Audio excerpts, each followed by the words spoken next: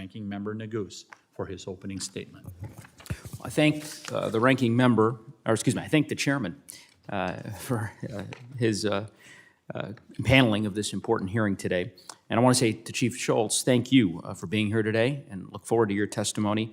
Also appreciated the opportunity to visit with you prior to this hearing several months ago, and certainly appreciated the fact that we could have an open and transparent dialogue about our nation's federal forests.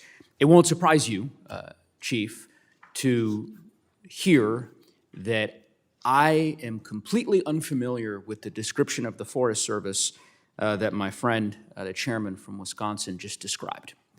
There were references to fiscal sanity, the notion that the Forest Service is operating, better than it has ever before. That is entirely contradicted by the factual record and the realities that we have heard on the ground in western Colorado, which I'm sure we're going to talk about in greater detail today. Since Donald Trump reassumed office in January, the Forest Service has lost thousands of career experts who've taken the deferred resignation or early retirement programs.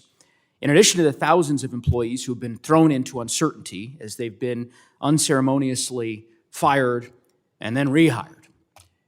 By the way, I think, as the chairman well understands, 1,400 of these people were red card holders. Probably not the smartest idea to have them leave the agency in advance of wildfire season in the Rocky Mountain West and across the western United States. Hard-pressed to describe that as anything resembling sanity. Many agency staff fear more firings to come, especially with USDA's proposed reorganization plan that creates even more uncertainty for Forest Service employees. Now, I will say, and it's certainly something that I think is important to concede, my office has heard for years about the Forest Service's chronic understaffing. Even before January, the Forest Service's workforce was nearly 30% less than it was 3 decades ago, even as visitation and wildfire risk have dramatically increased over that same time frame.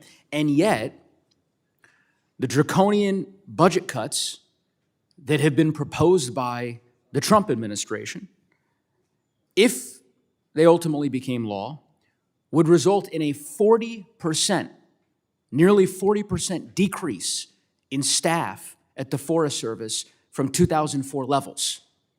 I understand that my colleagues on the other side of the aisle are very impassioned about timber production. Unclear to me how they intend to have any of these permits or leases or contracts executed when there is no staff at the Forest Service to do it. At the end of the day, this is simple math. Cutting the workforce by nearly 40%, juxtaposed to fiscal year 2024 levels, is not common sense policy. It is dangerous, and it will have enormous implications. It cannot be justified as simply promoting efficiency or cutting waste and fraud. Stripping the Forest Service for parts threatens the safety of communities in the wildland-urban interface for whom fire is an enormous concern. The folks that I represent. I have the privilege of representing 3 national forests in western Colorado.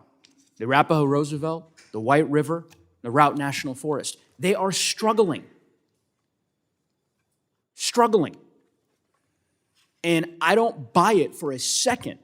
My colleagues, I guess we'll hear from them today, but insofar as they may suggest, particularly those who represent western states, that there isn't a crisis looming for the Forest Service in their respective jurisdictions. I just don't buy that that's not the case.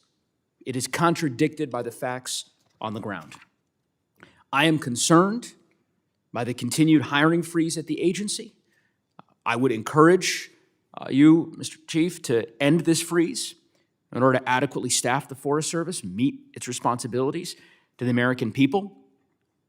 I share the outrage that I've heard from constituents in Colorado and beyond about this administration's attacks on the Forest Service, its employees, the grant programs, the land management efforts, and again, the agency's world-class wildfire response efforts.